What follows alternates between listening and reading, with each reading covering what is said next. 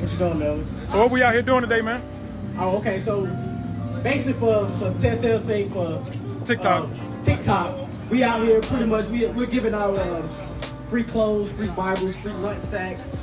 So if anybody in a Daresville area, if anybody that's even in surrounding areas, come on out, man. We just out here just trying to spread the gospel, do the Most High's work on this holy Sabbath day.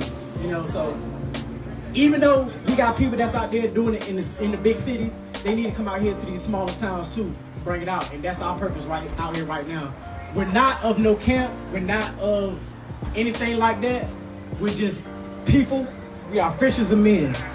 We gonna catch y'all, but the Most High is gonna clean you.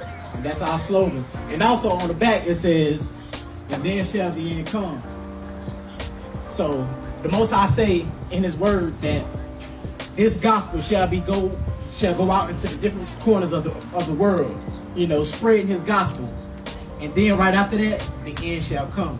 If you notice the timeline of things, we are in the last days. It's a lot of darkness around us. It's a lot of religious dogma that's being pushed. It's a lot of satanic rituals that's going underhand and fed to our eyes through the entertainment industry, through music, all of that.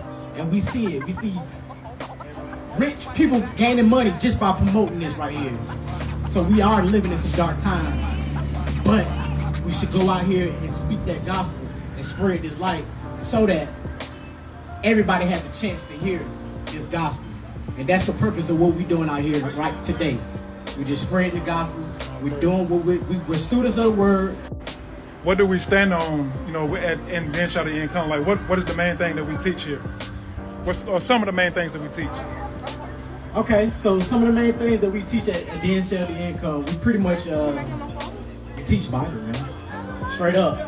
The unadulterated word of the Most High God. We don't deviate from it. We don't try to add on to. We don't try to put tradition on it. We do exactly what it's saying. So do we keep the commandments? Yes, we keep the commandments. We actually observe the holy feast days and the convocations. We do that as well. And I'm not saying that we're doing that because it's salvation. It's only to help us stay righteous, and it's a reminder of our Messiah who did the same thing. Obedience. You know, it's obedience. You know, God said that this will be a perpetual thing for all our generations. So we're coming back to Him and doing what He told us to do.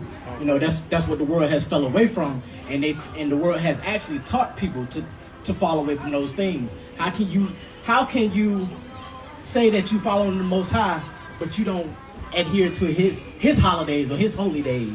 You know, everybody adhere to everything else, but they don't adhere to the Most High thing.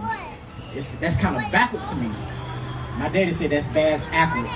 Don't worry about it. So one lake of fire is in Revelation chapter 19, the last verse.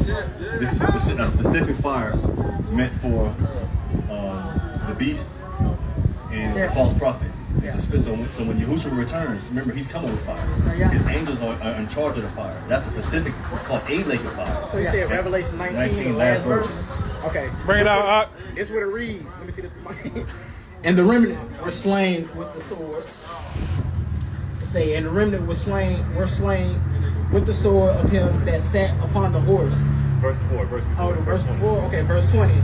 Revelation chapter 19, verse 20. It says this. He asked the question about the lake of fire. And the beast was taken, and with him the false prophet that wrought miracles before him, with which he deceived them that had received the mark of the beast, and them that worshipped his image. These both were cast alive into a lake of fire and burning and brimstone. Yeah, the ones who worship His image. Yeah, so that's the fire. That's the fire when He returns. That's right. That's called a lake of fire. But you go to the next chapter.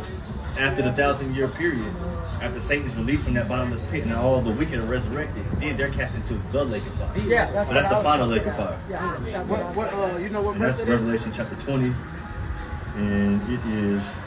So we got two different lakes of fire. So you got the one, like the pre-lake of fire, specifically for the false prophet and the beast. The second lake of fire is for Satan and his angels and all the wicked. I love you. Yes, sir. How you doing?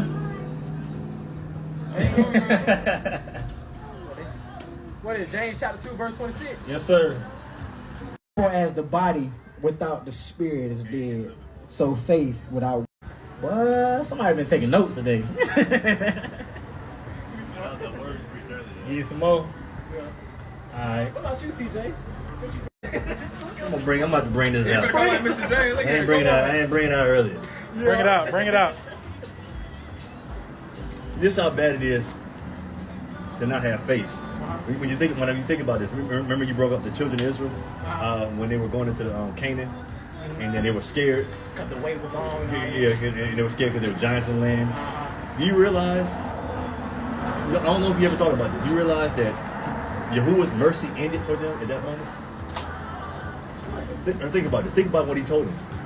Because that's the reason why they were in the wilderness for 40 years, because they came back and complained and said, "Oh, we can't defeat them."